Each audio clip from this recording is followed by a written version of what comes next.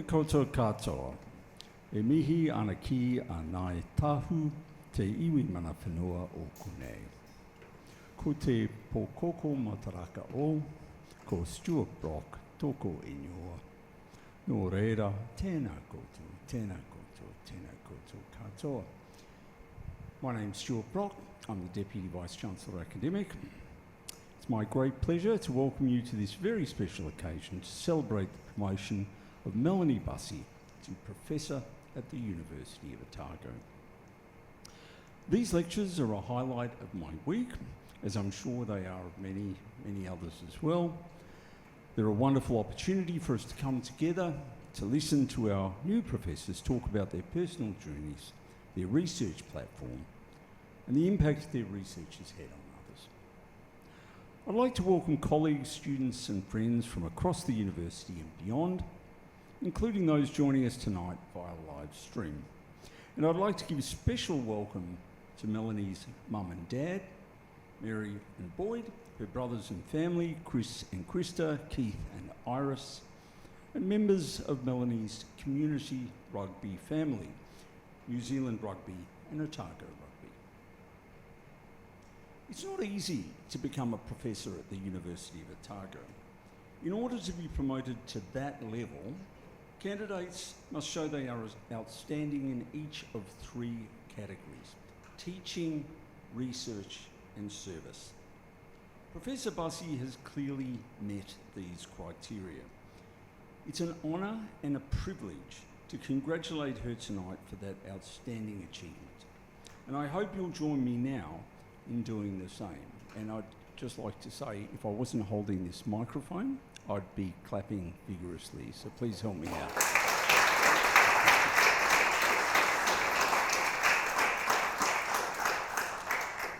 You'll have plenty of other opportunities to do more of that tonight. Professor Bussey's research lies within the field of injury mechanics, exploring how forces, motion and neuromuscular control interact to influence performance and injury risk in complex human systems. Her work is grounded in the development and application of experimental and analytic methodologies which allow dynamic human movement to be studied with precision and ecological validity. Over the past decade, her research has increasingly focused on how biomechanics of head impact and control.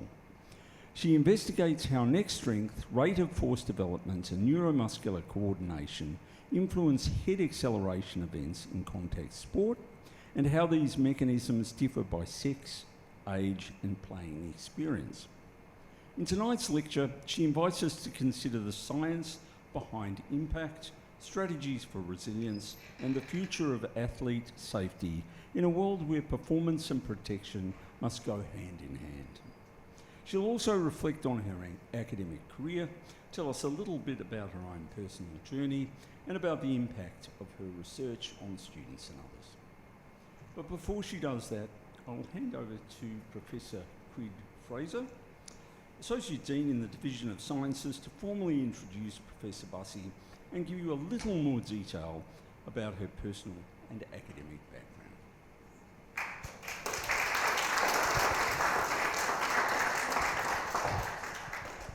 Thank you. Professor Brock, Professor Sikapautunu, tēnā kōrua.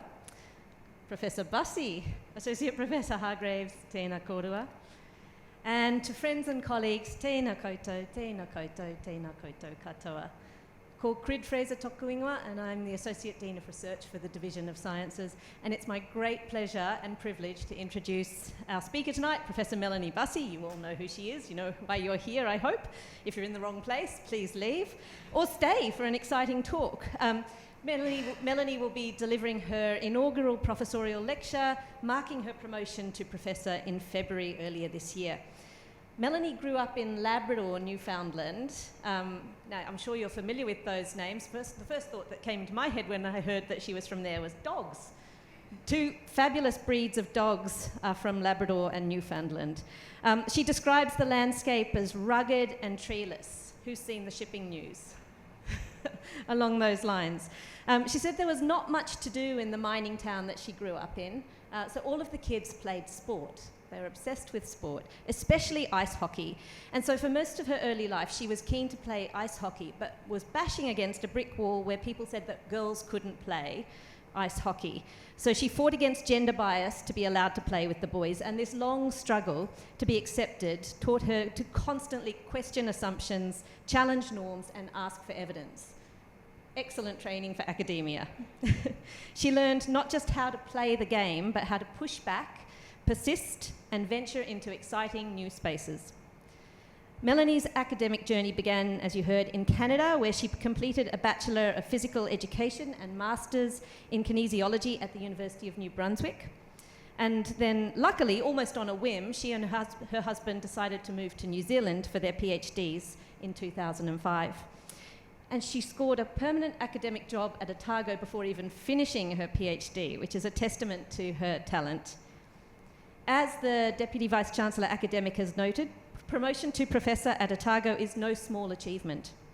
It requires excellence in research, teaching, and service, and Professor Bussey exemplifies this across all domains. In research, Melanie has developed a distinctive scholarly reputation in sports biomechanics and injury prevention, as Professor Brock said, focusing on the mechanics of head impact and resilience in contact sports. She's pioneered work in motion capture,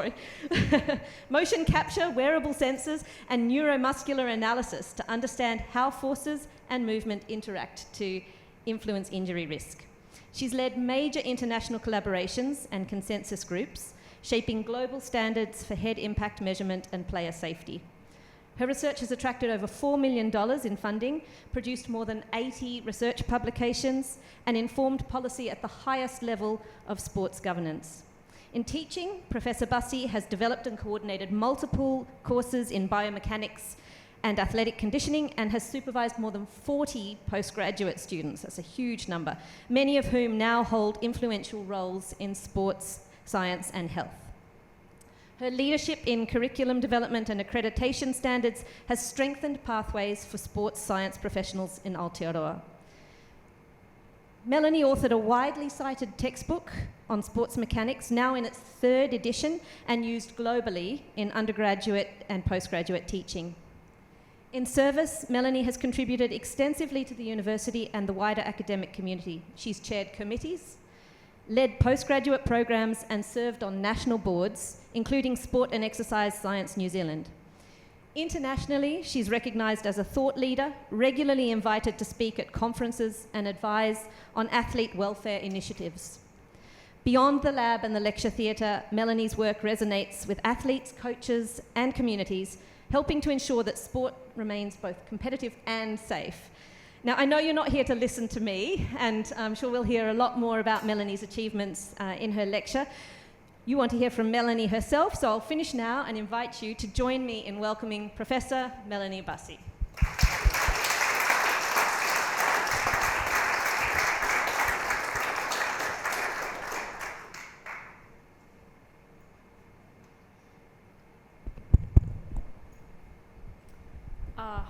Thanks so much, Prit, and everybody for that introduction.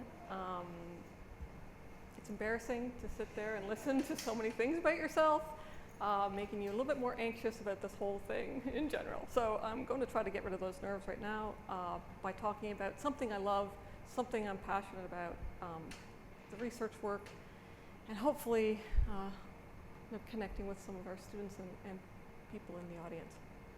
So a little, I guess, I need this for myself just to keep track of where we're going, what we're going to talk about. We'll do a little bit about who I am, maybe a few fun facts about Labrador City, talk about why we're concerned with head impact monitoring, why we're doing it, why we're interested in doing it, what we've learned from the largest monitoring study that was ever done at the time, some of the work we've done that's developed out of that study, where we have developed age and sex appropriate models, still working on that, but some of why that's important. I'll talk a little bit about our work in player resilience, and then hopefully a take-home message for the future. So as Crid said, I'm from Labrador City in Canada.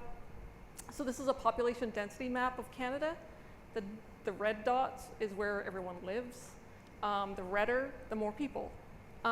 So just for this is where I'm from over here. This is Labrador and Newfoundland. And that little pale red dot is actually where I'm from, Labrador City. Population 7,400. Very tiny little town. And just for context, this is where polar bears live. So we're far north. We're really north. We're very, very far north. And for more context, here's a letter that was sent home from school by my school principal. You can see this is informing parents around the cancellation policies for school. So minus 68 for kids, little kids, and minus 83 for, and that's Celsius.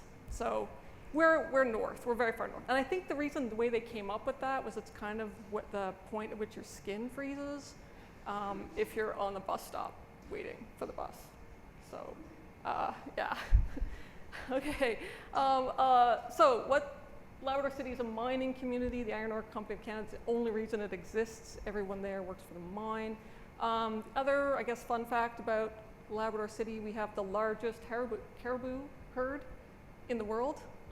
Live in that area, so we often have caribou wandering through town.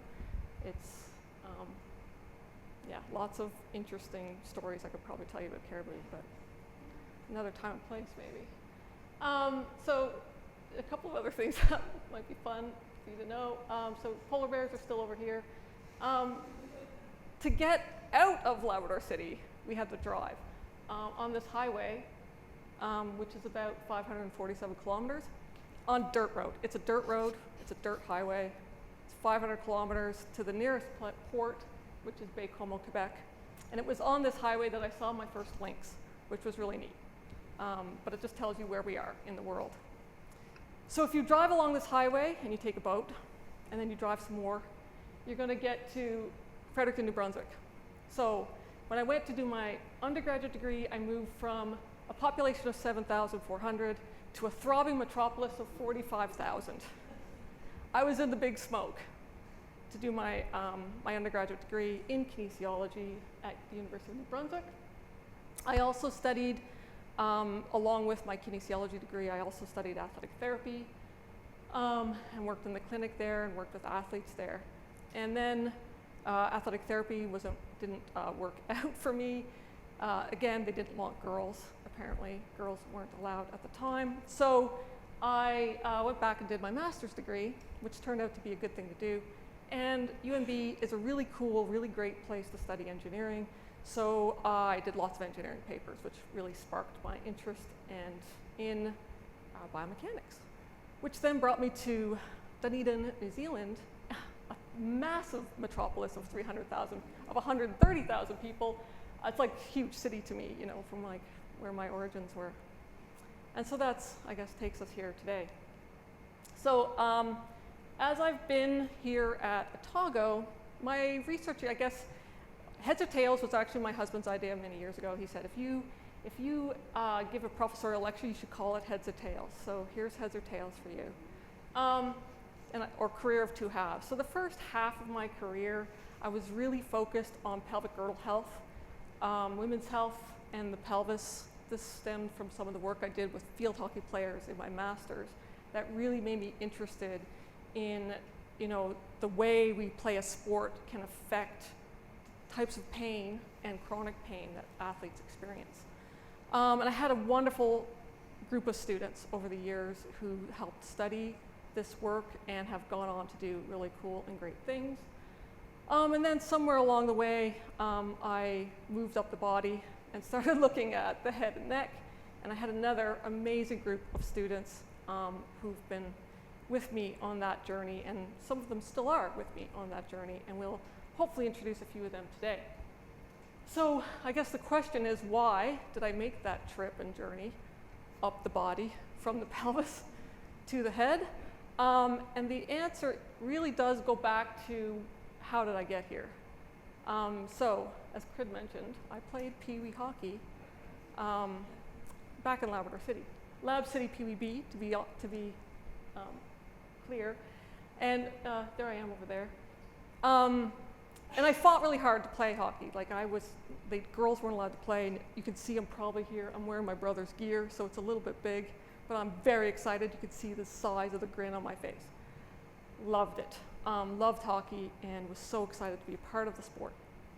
Now, many years later, here I am in Dunedin, and there might be a few people around who you might recognize in this photo, but this is our Masters team in 2019, 2018, and here I am kind of tucked in the back there. Again, big grin on my face, loving it. However, this picture is bittersweet because this was, I think, the last year I played. I experienced 4 concussions that year, and I had to decide to take a back seat, put hockey at the back seat. And it really, I mean, I was already doing a little bit of stuff on the head and neck at the time, but it really made me think about the sport we love and how we can make sport that people love safer for the people who play it. Preserving the thing we love about the sport, but also making it safer for those players who play it. So it was a personal decision for me to switch to that. So why are we monitoring head impacts in rugby specifically? So why do we want to do this in rugby? And obviously for all the same reasons I was passionate and loved hockey, New Zealand is a land of rugby, right? It was the one thing I knew about New Zealand before I knew anything about New Zealand. When I was a teenager, or maybe I think grade 4, the only thing I knew actually about rugby, about New Zealand, was they played a lot of rugby. I was once asked when I was working at a day camp that I was given New Zealand as a country to do a craft with the kids, and they said dress up as something from the country, dress up in like the native dress. I came as a rugby player. I came dressed as a rugby player, and that was the native, what I thought was native. You know, I apologize immensely for that, but that's what I thought. So in New Zealand, obviously rugby is really popular. There's over 150,000 registered players in New Zealand. And what we know is that the concussion burden, the individual concussion risk, is highest in our professional players compared to our community players. But when we think about the total burden in terms of how many people play and how many people experience or can experience that event, we can see that the actual population burden for concussion is much larger in the community, in the community game. And the ratio works out to be like 53 to 1. So this doesn't mean that every individual player in the community game is going to experience a lot of concussions. It just means we have so many more players exposed to concussion in the community game that there is going to be more people experiencing concussion in the community, right, in terms of total population burden. So this is why it's important for us to monitor, but also that we should be doing it at the community level. The community is the place where we really, it's the cradle for the professional sport, right? So we want to know what's happening in the community. So why the sudden worry? I think everyone here will probably have some idea about concussion already, something they may have seen in the media, something they've read in the news. They'll have some idea. I'm not going to say exactly where that comes from, but I have an idea too. And in essence, it comes from the fact that we have a growing or mounting body of evidence that tells us that professional athletes have an potential increased risk for neurodegenerative disease later in life. So the evidence is mounting that there is this risk for professional athletes, particularly athletes who suffer multiple head trauma events when they are playing their sport. In juxtaposition to that, youth, if you as a child have played the same sport, there are links saying that all of these things are actually different, right? That it's better for us to have taken part in sport as a youth. We get a lot of benefit from that in terms of our brain health. So the question we have is, what point are we transitioning from benefits of the sport on our brain health to detriment from sport on our brain health. And we don't know that unless we're monitoring the impact events and unless we're tracking what's actually happening at the grassroots level. We have to remember that particularly the youth who are at the grassroots level are the professionals of tomorrow. And we don't know what that youth vulnerability might do to adults and professional players later on. The mechanism of concussion is very complex. I like this GIF because you can see the way the way they've modeled the brain tissue here is actually not unlike the way the brain tissue deforms. Brain tissue is very soft, and when you experience a high magnitude loading event, it will deform under that load.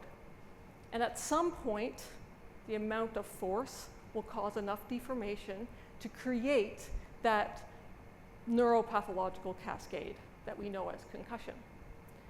But there are a lot of unknowns. Like we don't know, there's no magic number. We don't know exactly what's the magic number for the size of that event, or whether multiple small events add up to one big event. So there's a lot about, and I could do an entire lecture easy on the mechanisms of concussion because it's fascinating, but we don't have time for it today. So when we're monitoring, what we want to know is we need to be able to identify the types of forces that are acting on the brain and figure out the total breadth. So if we want to understand the risk or the burden in community sport, we really want to know everything. We want to know everything that you do that could trigger the head to move in a way that might deform the brain. What do those look like? So we have to create definitions for how forces are transmitted to the head. So we have to create those definitions and those mechanisms. So the one that everyone's really familiar with is you have some impact event directly to the head. And before our research, our community research, we actually called it head impacts, right? We said, we didn't talk about head acceleration events, we talked about head impact events. But when we started the work with World Rugby, we said we wanted to go zoom way out. We wanted to zoom way, way out and not just look at those direct events. We wanted to look at broader things that might happen. So the other thing that can happen, obviously, is that an athlete can be contacted in the body or with the ground, and we call those indirect events. So landing on the ground or having a tackle directly to the torso can cause the head, to accelerate. And the last way is athlete-driven forces. So the athlete can push off the ground really forcefully in cutting maneuvers, landing, jumping, all of those things, and we call those voluntary events. So when we first started down the monitoring route, we wanted to capture all of these. We wanted to know how much force is in a voluntary event, how much force is in an indirect event, and how much force would be in a direct event. And obviously knowing that voluntary events are much less likely to be dangerous, but it gives us some idea of just, how we can relate rugby to other types of sports. So it was important for us to monitor.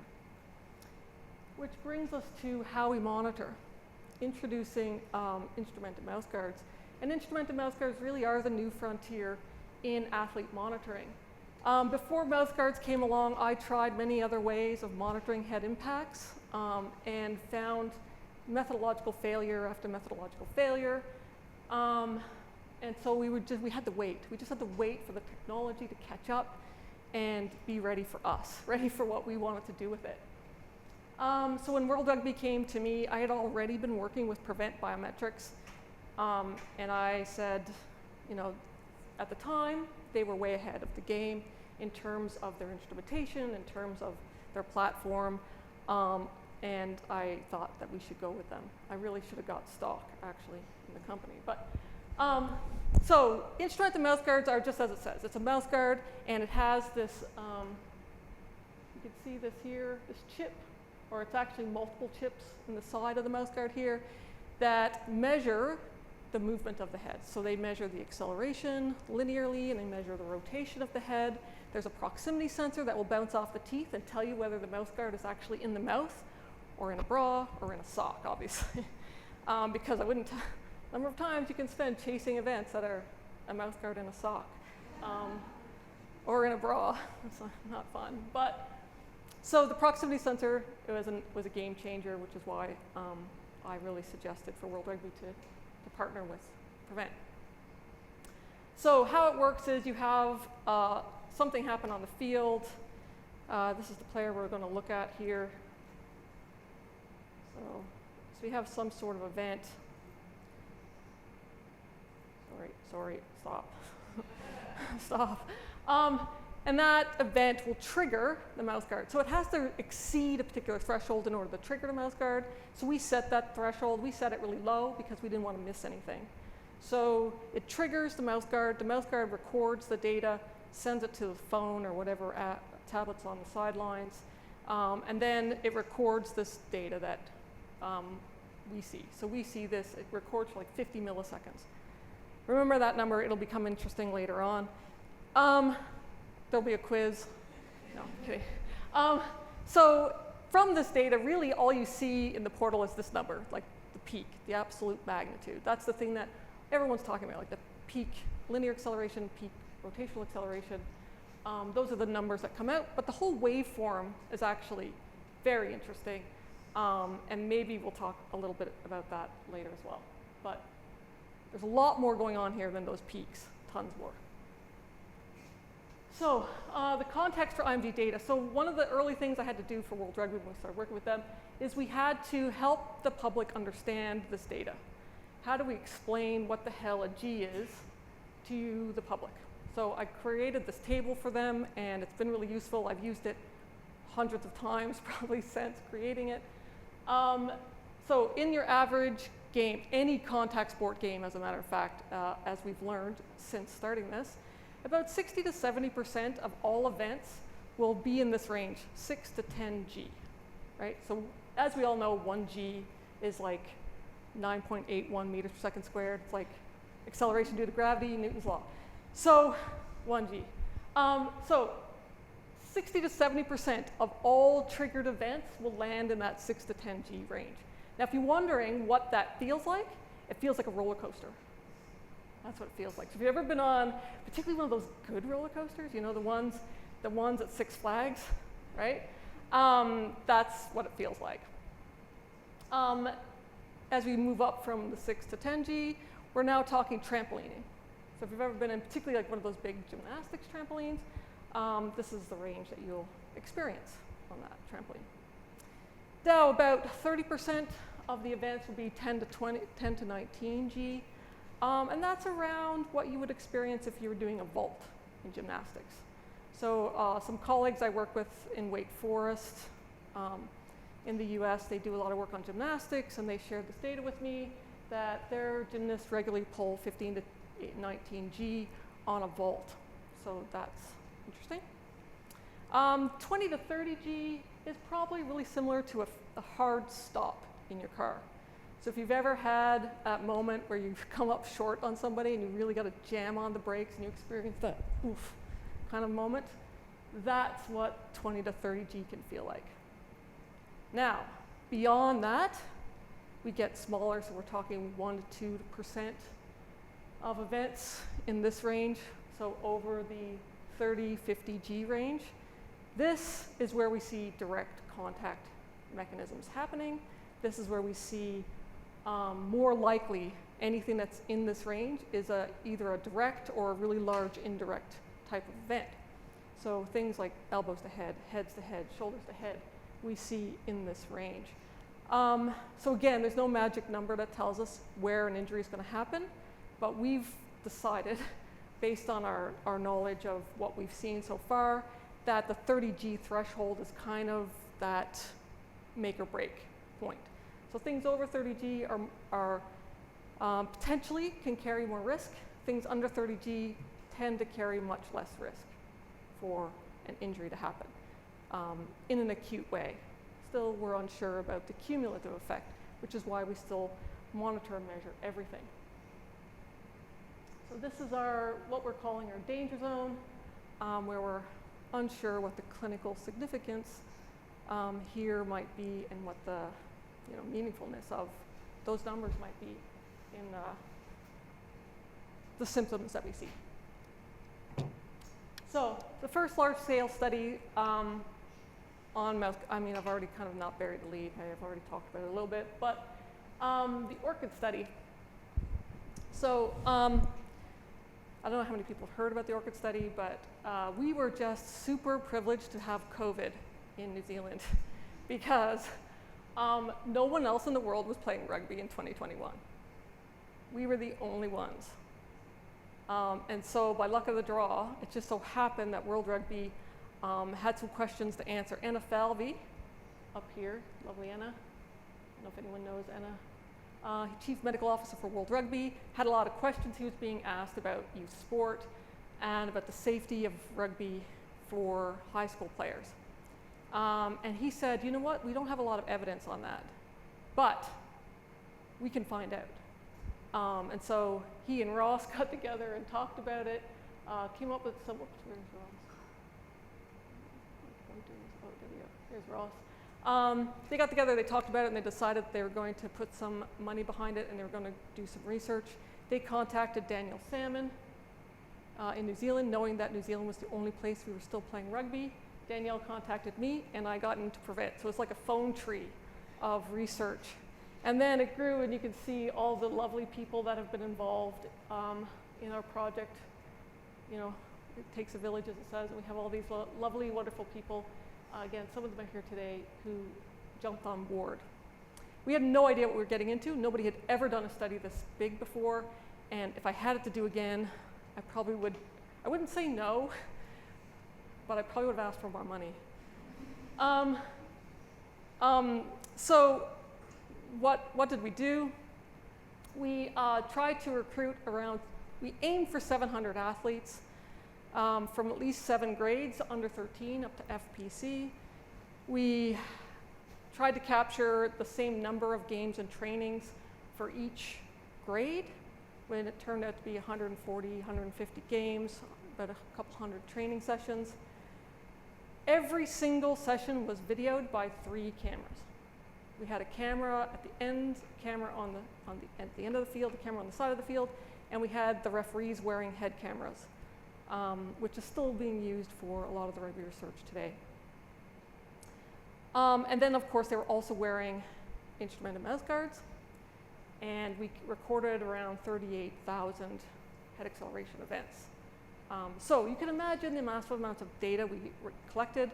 Honestly, we were just not prepared. I think I've got about 6 terabytes of storage on the high capacity.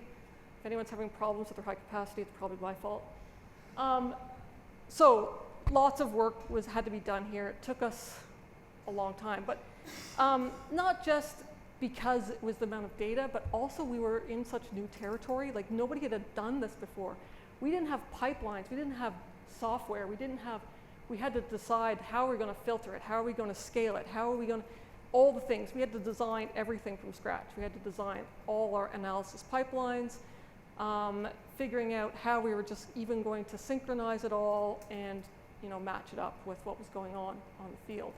So there was a lot of pioneering went into it, and we'll still be publishing, I think, off this for years to come. So obviously we don't have a lot of time. I'm not going to go into a lot of detail about each and every finding, because there's tons that we found, but I just want to give a few of our big takeaways that we were really excited about. So the first one was obviously just the incidence rate. So how often are these things happening in the game of rugby? And for like every single event, so how often is a trigger? Anywhere between 7 and 10 minutes, a trigger is recorded.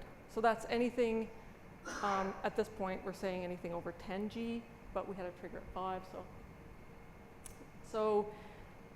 but when you go up to those really high magnitude events, we're seeing things being triggered much less frequently. We're looking at every 2 to 3 games. So that kind of made us all go, okay, so it's not that bad, that dangerous, but we had no idea what we were going to find when we went in there. So we got lots of these incidence profiles for everything: girls, boys, backs, forwards, you know, all of those things. And we discovered some interesting patterns along there about, young forwards tend to have less frequent events than young backs, and the opposite is true in adults. So some interesting tidbits. The other thing we're really interested to know is how safe are trainings? Like, are we experiencing a lot of impact events in trainings? Because, it was just a question we had. How safe is it to be doing contact training during the week and then a contact game on the weekend? And what we found was that typically trainings do not have a large burden with them. The number of events we were recording during training sessions was much fewer than the events we saw in games. So games carry a much more significant burden in terms of head acceleration events. However, that changes by grade. So the younger athletes tended to have more of a head acceleration burden in training sessions than than the adults. Anyone have a guess as to why that might be?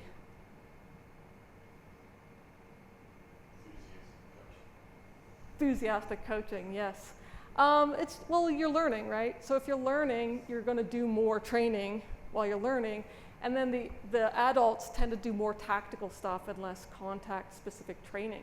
So, and the other side of it is that the kids also spend less minutes on the field. So they're not exposed as much during the game, and they're exposed far longer during the training session. So it's not like it was necessarily like a dangerous thing. It was just interesting and made sense in terms of the way we learn. The other thing is probably not surprising to anyone is that tackles and rucks accounted for the majority of the head acceleration events, particularly over the 30G range where we were in the danger zone. And again, there were some, and that was regardless of grade or sex or age. Tackles and rucks accounted for the largest majority or prevalence of head acceleration events. And under 19s were the ones who actually had the highest head acceleration events in rucks, which again probably goes back to that enthusiasm of that age group. We also found some really interesting findings that help support previous research by World Rugby on tackle height and contributed to some of the law change, where we found that that head acceleration magnitude increases with height. So as you higher tackles, we had similarly proportional higher head acceleration, but only in ball carriers. And there's a lot more we want to dive into on that. We're still digging into around some of the energy. So as it turns out, tacklers, it doesn't matter what they do, they're going to get head acceleration events. They cop it everywhere, but ball carriers get much higher as the tackle gets higher. And the other thing was around the mechanisms. So obviously we were interested in those mechanisms like head to head, shoulder to head. And what we saw, again, we saw a difference between our adolescent players and our adult players, where the adult players tended to experience those large magnitude events at the primary contact. So at the initial contact phase, you're going to get the shoulder to head type event, and those are usually your worst type events. With the kids, it wasn't in the initial contact phase, it was secondary. So it was when they were going to ground, catching a stray knee, catching a boot, catching the ground on the end of it. So the mechanisms were really telling to us about what's likely going on. And if you've ever watched under 13 rugby, you might have some ideas of what that looks like. Big mosh pit of players that we see. So I want to talk a little bit about this because this is, to me, very exciting as well. Developing mechanical models that match the people who play. So as we start along, community sport is really interesting, right? Because we have such a wide, vast variety of people who play community sport. Our smallest player was 30 kg, and our largest player was 160. We had players in under 13 that had these massive ranges of size. So at the time when we first started this, we didn't have models for all the different sizes. We had a one size fits all. Everybody got the 50th centile male head model. That comes from like vehicle crash tests. I could get into a whole like feminist lecture, I think, about crash testing and why women aren't just small men. But we had this one-size-fits-all model. So we really wanted to look at what should we do? How can we make models that fit the people who are actually playing? And it's not just about having smaller heads. Like women have smaller heads, yes, but it's not just that it's smaller, it's a different shape. A female head is a different shape than a male head. And what that does is it changes your resistance to rotation around the different axes. So not just are you lighter, but you're going to spin differently, right, than a male head will.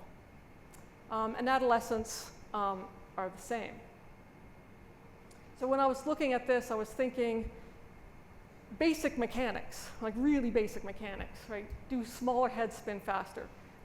Based on our basic understanding, Newton's laws, it should. Smaller heads should spin faster because they have a lower resistance to rotate, right? So if you have an impact event that's the same magnitude for a small person and a big person, the small person's head will rotate faster. It just, that's Newton's law. It's math, right? So we said, okay, if that's true and it holds, then we should see it in the data. So we look at the data, and I apologize for this Jackson Pollock painting. But so what we have here are basically those 38,000 impact events. And we plotted them. We have the linear acceleration down here. We have the rotational acceleration up here. And we plotted by grade and sex, right? And so as it just turns out, if you can't see it, but I'll try to highlight. So down here, all the lines kind of are overlapping and converging. That's all the male data. The under 19s, the premier men, and the under 15 boys. So those are our male. It's all men, all grades.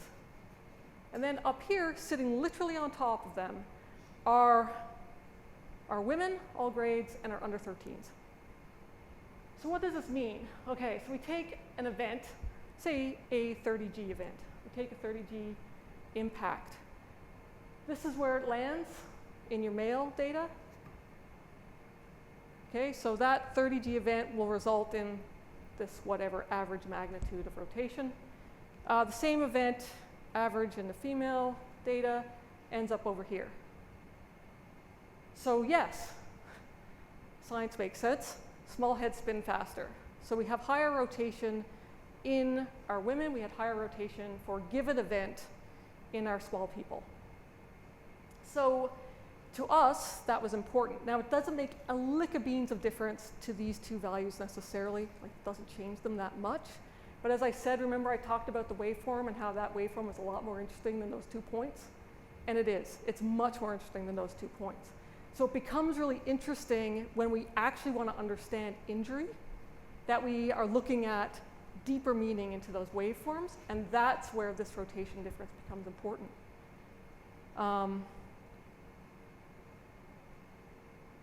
So way back in 1972, William Haddon Jr.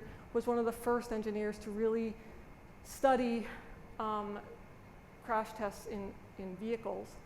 And he coined the phrase, energy is the agent of injury. So he was really, he came up with some really interesting injury models, and they all focused on energy. So transfer of energy is something that actually causes injury. So I do this with my students. Anyone who's been my student, you see the orange toss thing that I do where I throw an orange at the wall and we smash it and we say, why did it smash? Why did it break? And it broke because there was too much energy, right? We were transferring too much energy for it to withstand. And if there's too much energy being transferred to something, it can't withstand it, the bonds have to break. Kind of a simplistic explanation. So energy is considered the agent of injury. So when we actually go downstream from just peak linear acceleration and rotational acceleration, we get to energy. So this is just kinetic energy, like basic bog standard kinetic energy. And what we have here is the orange line is if we model a female like a female. So we have no change in the energy. But down here, the purple blue lines are when we model women as men. So modeling a 50th centile female as a 50th centile male, we get a 20% difference on average in the energy. So the same exact event, nothing changed with the event itself, we just changed the scaling of the model. And primarily it's the rotational components of the energy that change, because we have to include the mass moments of inertia, that resistance to rotation, and we have to include mass. Even worse still, when we look at the head injury criterion from rotational metrics, so from rotational impact power, and rotation is really important because that is what causes more deformation in the brain tissue. And we see even worse sort of outcome that, again, the male models, we're now looking around 60% difference in energy between a male head model and a female head model.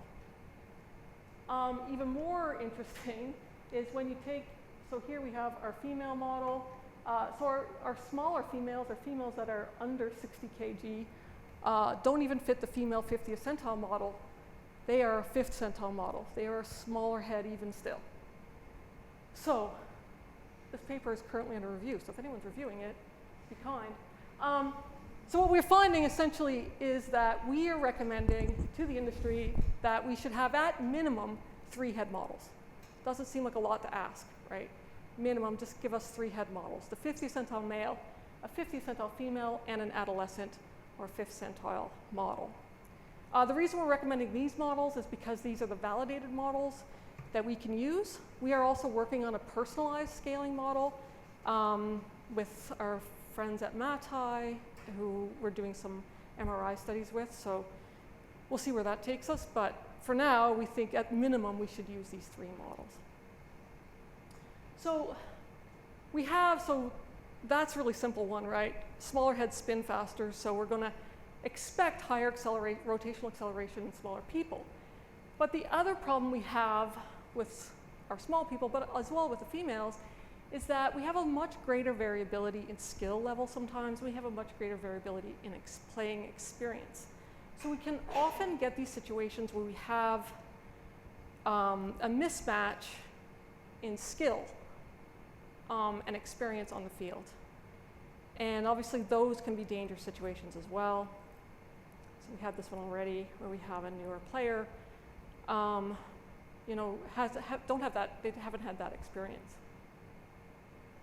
And it's not just a technique, like these 2 examples are technique clearly, and that technique can help.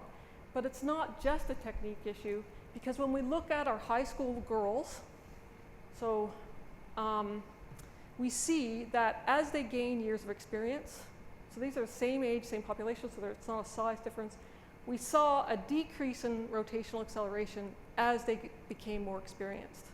So the girls who started playing, like the boys, back when they were 6 or 7 years old, had lower head acceleration than the girls who started playing when they were 15 or 16 years old.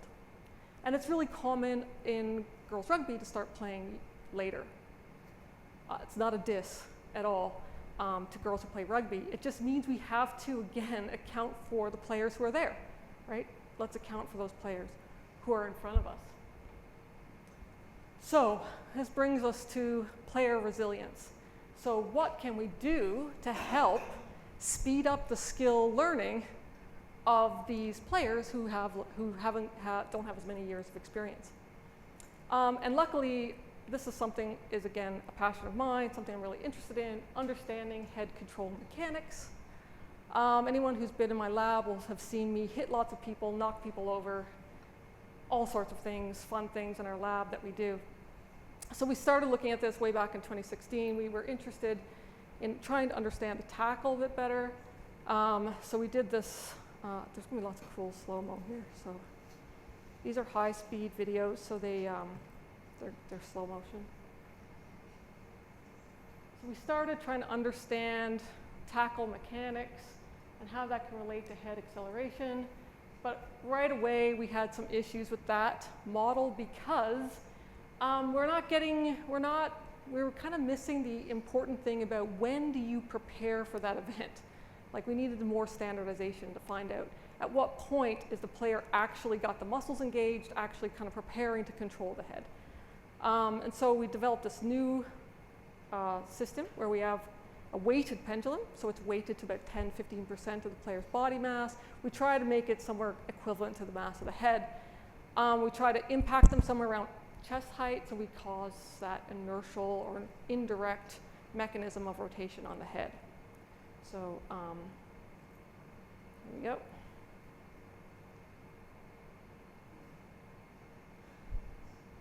So it's not like really violent or anything, but easy for her to say.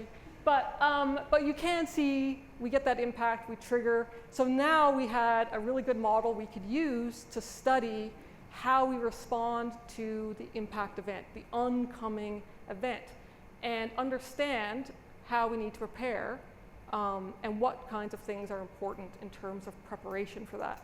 The other thing that we found is a lot of sport head-to-ground mechanisms is another really problematic thing that happens. And we first started looking at this for skiing and freestyle skiing, but it turns out it's an actual common mechanism in a lot of sports. So the new one that we've been working on for ages, I gotta say, is the backwards pitching falls, where we have this set up here, where again, what we're looking at is to see how well you can control that whiplash mechanism into the mat, into the ground. Because that's a common secondary mechanism. It's really common in women's sport, and it's really common in youth sport. The way we see men tend to have the head to ground, it's more like being delivered to them, like speared into the ground, and less kind of pancakey into the ground. So lots of research being in our lab looking at these mechanisms and trying to understand how we control the head and how we can translate that to the field. Sorry, you're not going to see all that again. Here. So this is where my pelvis thing came into effect. So I was already doing this with the research I was doing on the pelvis. I was really interested in anticipatory postural adjustments. So we started looking at the head. I was like, hey, I wonder if there's actually an anticipatory head adjustment that's important in terms of, the response to an impact event. So we did this study looking at that to see whether or not there was actually a thing that's called an anticipatory head adjustment. Jaden Pinfold was a student who started this project. So again, we had the whole impact thing happening. Now, really meanly, we did this, I'll go back. We did this in a predictable and unpredictable way. So we had, obviously, they're able to see the pendulum coming, and then in another way, they were blindfolded, and they were wearing noise-canceling headphones, so they couldn't see it coming, so we can look at that mechanism. Now, that's important because they're different mechanisms. Like the one that you can see the impact coming is our anticipatory mechanism. That's the one where you actually, you switch, your brain comes on. It's like, oh, I've seen this before. I've seen something coming at me before. I know what to do. I'm going to engage these particular muscles. I'm going to stiffen up. And the other thing we found out that you do, we didn't know this before until we did this study, but you actually pull the head back. So when something is coming at you this way, right, and you see it coming at you, the first thing you do is you pull your head back. And that's because the impact is actually going to cause your head to snap forward.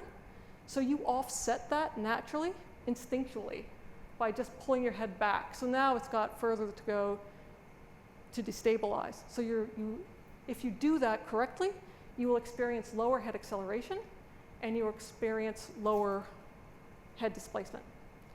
And then if you look at the unpredictable, where we had the person blindfolded, what you see, so here's the predictable one. You see this is the head displacement.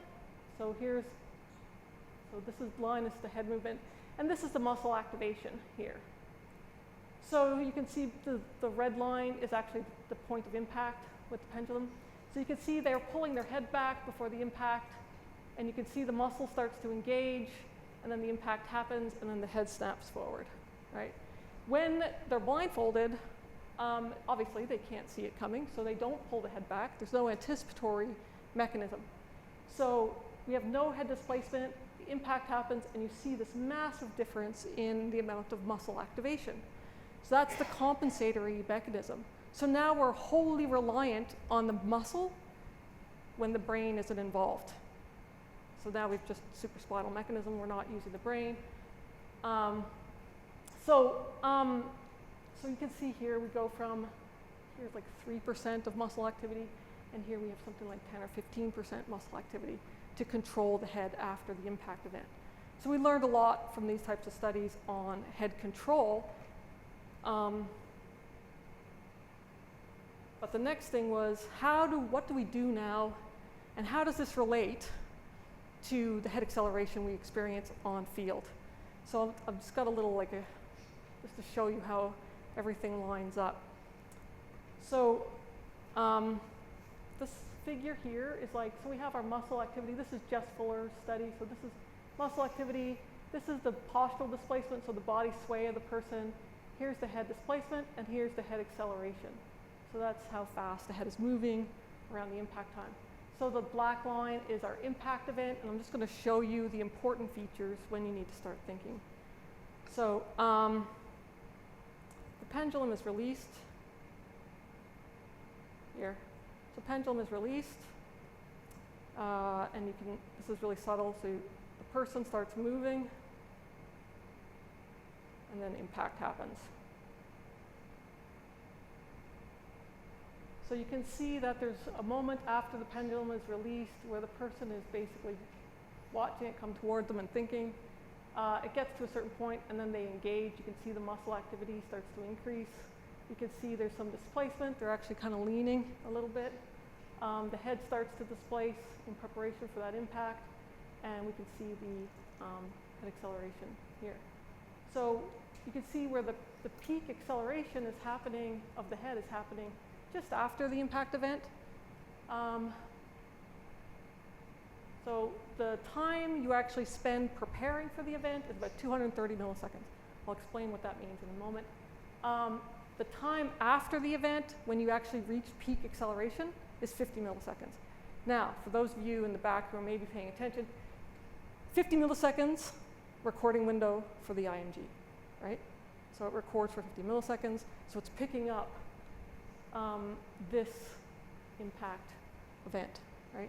And we can see that obviously that is where we get our peak head acceleration. That's when it's happening. And we can see that's also when we get the most muscle activity happening as well. So now lots of studies have been done over the years on strength, showing various things around strength and whether or not strength is something that's important for head control. And essentially it's inconclusive, right, if to say the least. The research is inconclusive as to whether or not strength actually improves head control. And I'm going to show you why that is. So here's a strength profile, a neck strength profile of an athlete using our rig up here. The lovely Tandia is modeling for us. So this is just pads that go on the head, and we measure the absolute strength of the neck of the athlete. And we want to pull out critical features that relate to those anticipatory and compensatory profiles. So this line here represents the point where we're actually pushing, right? That's when we actually have engaged. That's the start point. So from that start point, that's our peak. So that's the maximum amount of force that this athlete can produce, right? That's their force peak. That takes about 1.4 seconds for this athlete to reach that peak. That's 50 milliseconds, right? And that's 290 milliseconds. So that's, if we add in time to prepare, that's what we're talking about. And somewhere halfway in between, we're around here. So when we talk about strength, strength isn't important, right? Strength is not going to help you. What's going to help you is strength at the critical time. You need to be strong at the time that strength is required. Being really strong 2 seconds from now isn't going to help you, right? So just to put this into context, here's a little experiment. So the yellow one is 1.4. So each of these little splashes is going to flash for the length of time it takes. That 1.4 seconds, whatever. Just to show you, just to kind of hammer it home, what the time frames we're actually talking about. So here's 1.4 seconds. You see your yellow splash. Here is 50, 500 milliseconds. Here is 300 milliseconds, 290. Here's 50. So that's how much time you have to respond to an impact. So the question we had was, okay, but how does that relate to what we see on field, right? Do people who have more strength in that 50 milliseconds have lower head acceleration on field? Are you guys interested in that too? Like, it sounds cool, right? Okay, so again, a bunch of cool students doing some excellent work with me.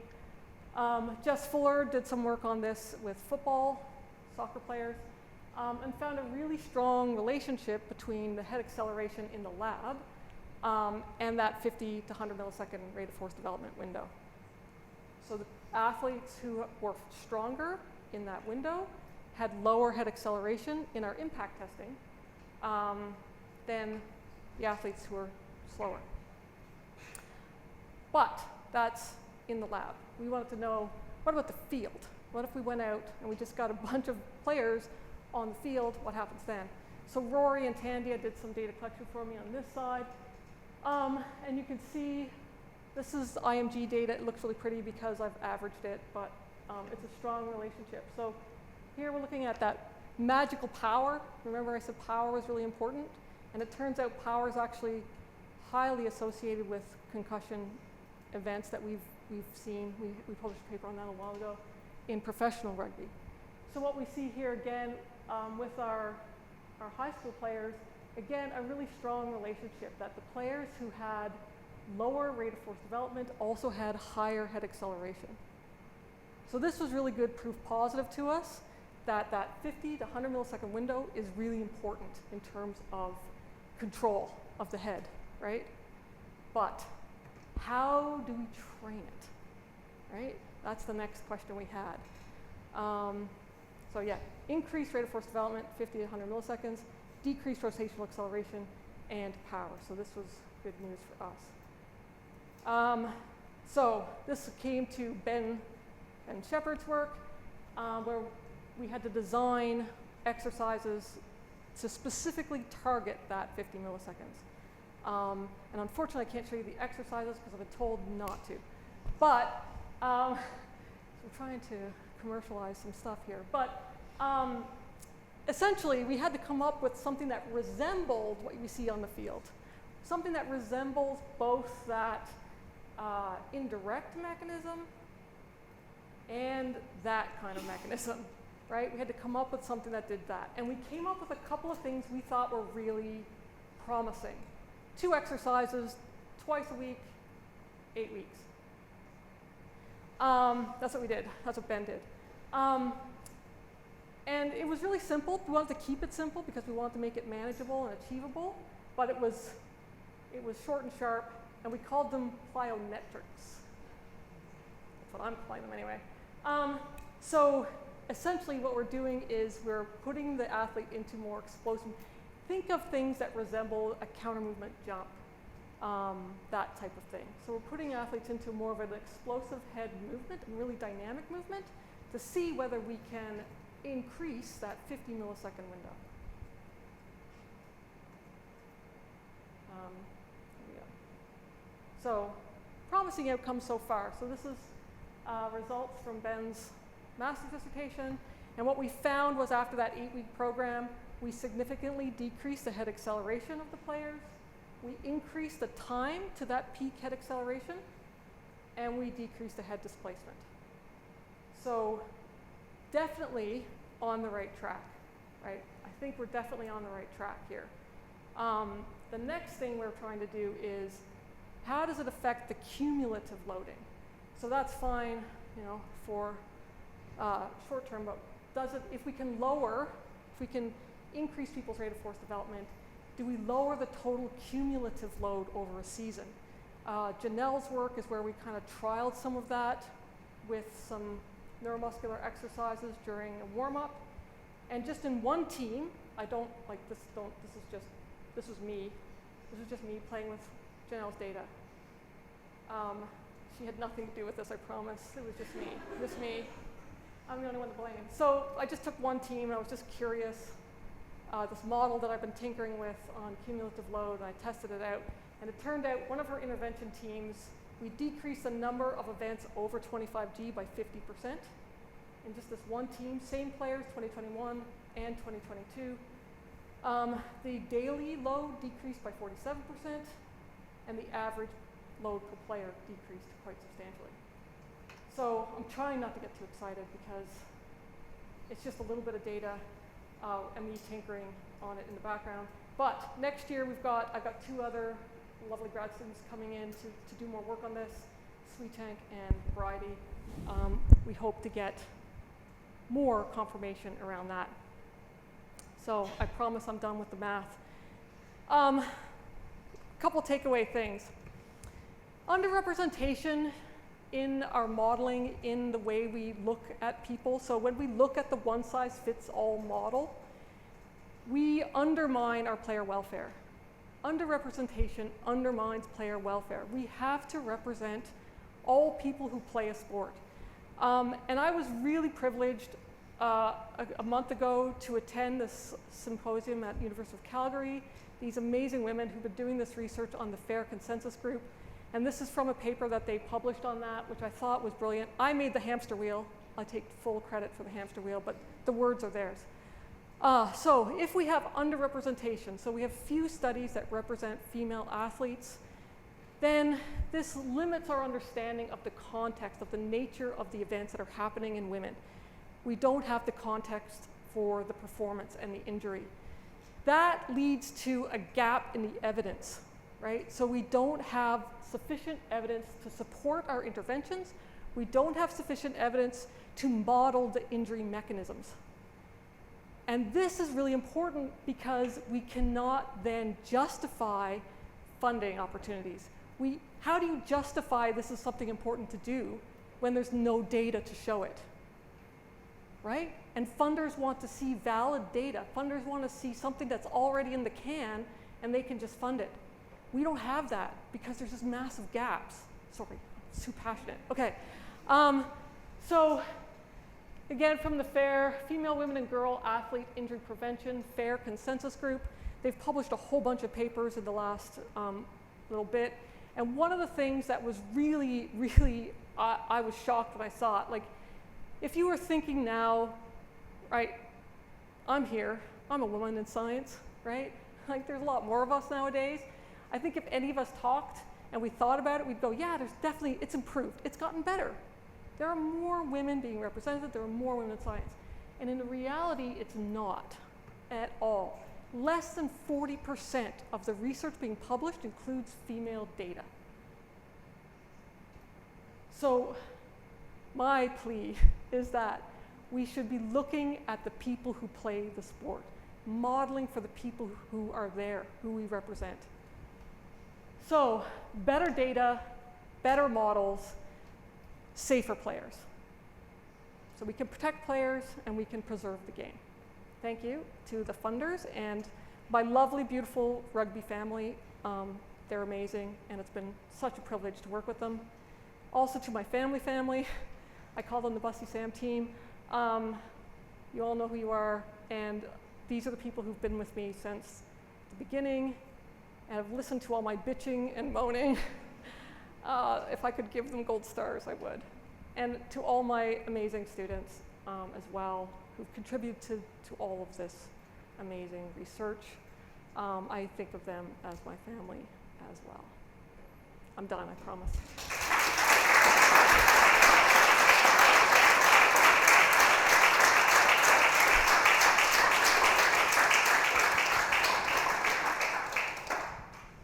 Wow. Do I sit down now? So Mel told us next door that she was extremely nervous before she started, and I think when she starts talking about something she's passionate about, she loses that nerve, and I'm sure you'll agree she completely smashed that presentation, so well done. So tēnā koutou katoa, ko Elaine Hargreaves, te kawingoa, ko ahau tutumi ake ki te kura parawhakawai ahau I mahi ana. So I am the Dean of the School of Physical Education, Sport and Exercise Sciences and get the privilege of concluding Professor Bussey's inaugural professorial lecture. So The work that she has presented to you today demonstrates the outstanding contribution and leadership she's made and continues to make in science to push the fields of clinical and sports biomechanics forward, probably at the rate of knots that you never expected. See, I can do the,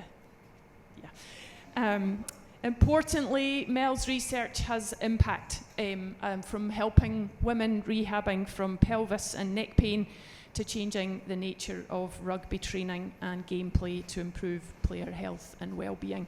And for us in the sports sciences, the impact is the important bit, knowing that we're making a difference out there in sport.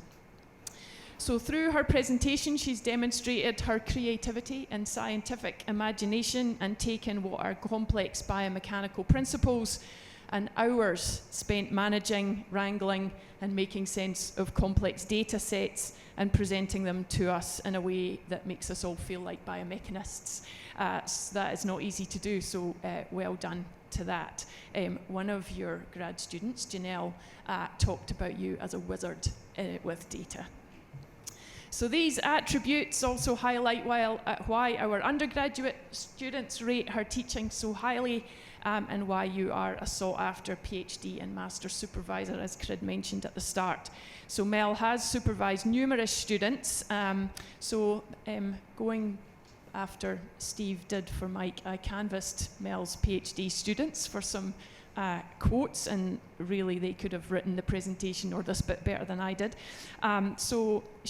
They said her passion for research is undeniable. She cares about creating work that is meaningful through searching for the mechanisms, the real why, and is applicable in the real world. They said her depth of knowledge is incredible and blows their mind, and she always ensures that students know their research, however small the project, is a valued contribution and is revered internationally because of its rigor. They also explained that it was inspiring for them to have a female supervisor in an environment where that is still uncommon. Didn't even know you were going to present that stuff.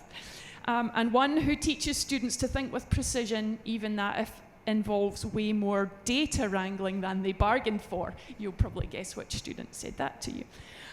So Mel, as Crid has said earlier, Mel has mentored her students to careers within domestic and international professional sport and industry organisations, adding to the school's international reputation as a place of research excellence. So for that, we are very grateful.